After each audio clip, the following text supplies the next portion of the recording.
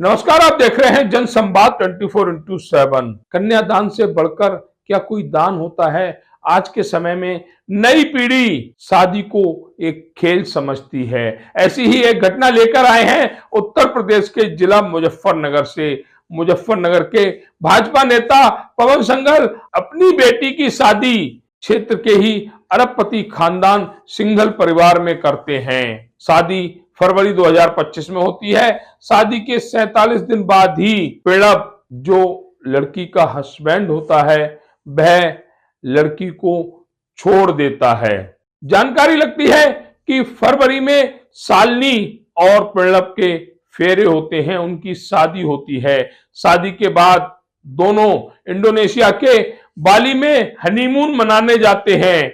वहां पर उन दोनों के बीच तकरार शुरू हो जाती है। आरोप लगाया जाता है कि सिंगल परिवार का चिराग प्रणब लड़की वालों से 50 लाख रुपए की मांग करता है।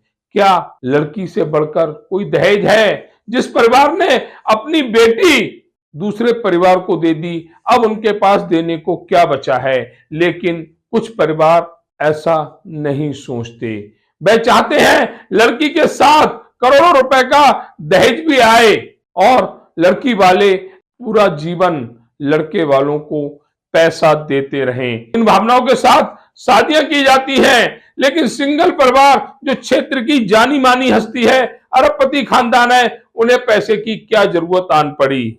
बाली से आने के बाद पगफेरे के लिए शालिनी को प्रणब उनके घर छोड़कर आता है और वहां से अपने घर वापस आ जाता है। उसके बाद शालिनी को नहीं बुलाया जाता।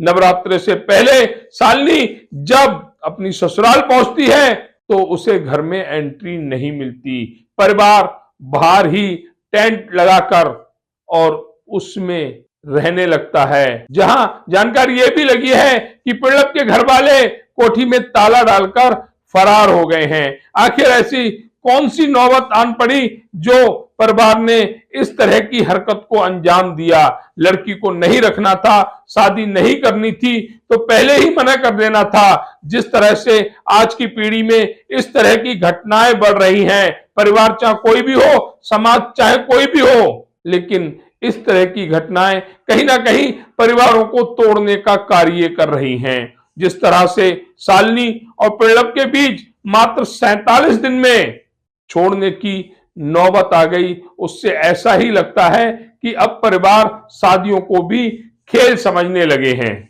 क्या नाम है आपका? शालिनी संगल। तो आप यहाँ पे बैठी हैं कल रात से, क्या है पूरा मामला?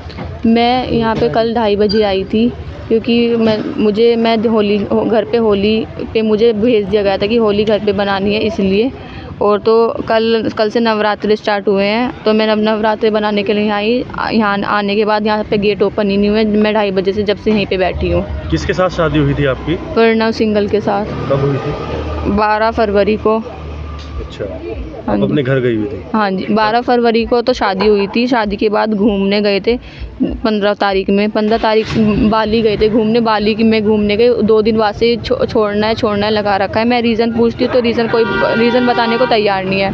उसके बाद 2, 3, 4 बार मीटिंग भी बिठा ली है, उसमें भी कोई फैसला नहीं है। 4 तारीख को पदफेरा भी हो गया, पदफेरे पे घर पे मिला के भी लिया है। 6 तारीख को मुझे दो लोगों की ज़ुबान पे, एक तो है नवीन बंसल और एक है शंकर स्वरूप जी, उनकी ज़ुबान पे मुझे घर भेजा गया कि थोड़ा बच्चों की ट्यूनिंग नहीं बन रही है, थोड़ा एक दूसरे से अलग भी रहेंगे, घर रहेंगे तो चीज़ें ठीक हो जाएंगी। उसके बाद अब दोनों उस बात से भी एग्री नहीं कर रहे हैं कि हमने कोई ज़ुबान नहीं दी है। और अब अभी 26 मार्च को घर लेने आए और लेने आने के बाद आए और उठ के चले गए। और यहाँ आके ऐसा बोल दिया कि हम मतलब मैं खुद नहीं आई हूँ और अब मैं आई हूँ तो अब घर में घुसा नहीं रहे हैं।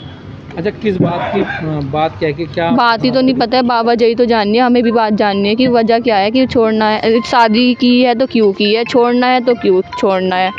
वहाँ पे मेरे से डिमांड की गई घूमने में कि अगर शादी और घर को मिला के कम से कम मेरा 1-1.5 करोड़ रुपये खर्च हो गया है। अगर घर तुम्हारा भी है, तुम्हें भी रहना, तो अपने पापा से 50 लाख रुपए लेके आना। अब बताओ 50 लाख इतने थोड़े तो है नहीं कि मैं पापा से मांग लूँगी। अच्छा, आप 24 घंटे होने जा रहे हैं, सड़क पे हैं तो टेंट गाड़ दिया है, क्या लगता है कि किस लिए मैं भी यहीं पे आप- मुझे तो बचपन से एक चीज़ सिखाई गई है, शादी से पहले लड़की का घर मायका होता है, शादी के बाद ससुराल।